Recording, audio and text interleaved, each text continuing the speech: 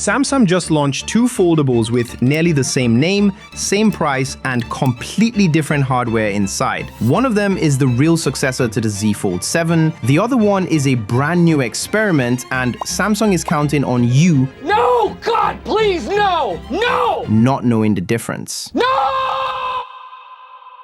The two foldables are the Galaxy Z Fold 8 Ultra and the Galaxy Z Fold 8. The naming alone is designed to confuse the heck out of you. The Ultra keeps the tall, portrait-style body that Samsung has been refining for 8 generations. The Z Fold 8, which Samsung called the Wide, ditches that completely and opens wider than it is tall, so it feels more like flipping open a small iPad. The difference is that this changes how this phone fits into your day. The Ultra's cover screen is 6.5 inches, which is big enough to text, browse, take calls, and scroll Instagram for hours without ever unfolding it. You can live on that cover screen and only open the phone when you want the full 8-inch inner display for reading or multitasking. The Wide's cover screen drops to 5.5 inches in a squarer layout that handles notifications and quick replies fine, but feels cramped for anything longer than a short text. Folded, the difference is even more obvious. The Ultra stands 158mm tall, which means it pokes out the top of most front jeans pockets. The Wide is 34mm shorter, and at 201 grams, it's the lightest book-style foldable Samsung has ever shipped, so it actually disappears into a pocket the way a normal phone does. If you care about pocket fit and one-handed comfort while folded, the Wide wins that immediately. If you want a cover screen you can leave on all day without unfolding, the Ultra is the only option.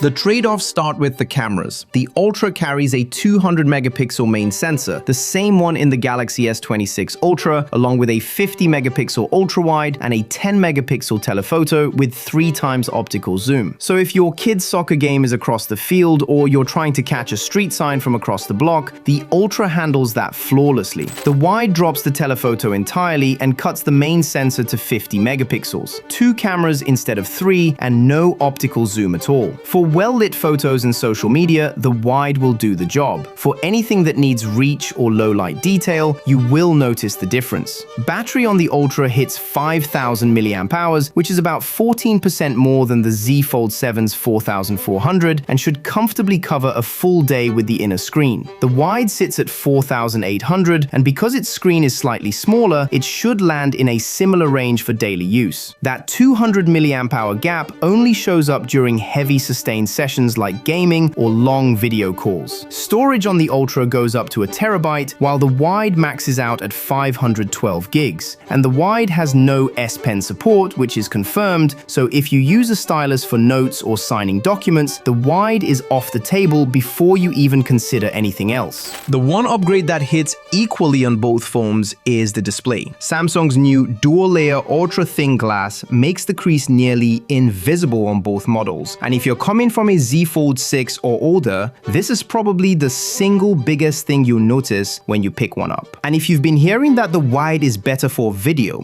the black bars are smaller, but the actual video content plays at the same width as the Ultra flipped into landscape, because the Wide screen is just shorter. Pricing lands at $1,899 for the Wide and $1,999 for the Ultra. A $100 gap for a phone with fewer cameras, less RAM, a smaller battery, and half the maximum storage. Whether the wider shape and lighter weight justify those trade-offs depends entirely on how you use the phone, and I'll get to that in a second. Before that, if you enjoyed the video so far, give it a like and subscribe, because every video on this channel shows you the gadgets actually worth your money. So, which one deserves your money? If the cover screen is your daily driver and you open the phone for reading, email, or deep work, the Ultra is built for that. The 6.5-inch outer display works as a real phone on its own. The camera system matches the S26 Ultra, so you're not compromising on photos. Plus, Samsung has had 8 generations to work the bugs out of this hinge. Some say the S Pen will return on the Ultra, which would make it the only foldable you can take take handwritten notes on. If you've been waiting for a foldable that feels more like a small tablet when you open it, the wide landscape screen and wider keyboard makes split screen work feel natural in a way no Samsung foldable has done before. And the pocket fit is a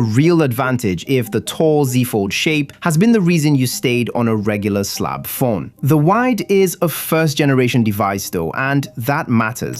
Samsung's original Galaxy Fold had screen failures, the Z Flip had early hinge problems, the Trifold had its own issues. The wide uses a new hinge design, a new aspect ratio panel, and a shorter chassis that has never been stress tested by millions of users over time. The Ultra is the 8th version of a proven design, and if you already own a Z Fold 7, the upgrade is pointless. You should only do it if your battery life has been driving you crazy or you've been waiting years for the crease to go away. Worth waiting for the Z Fold 9 unless Samsung is offering a very generous trade-in.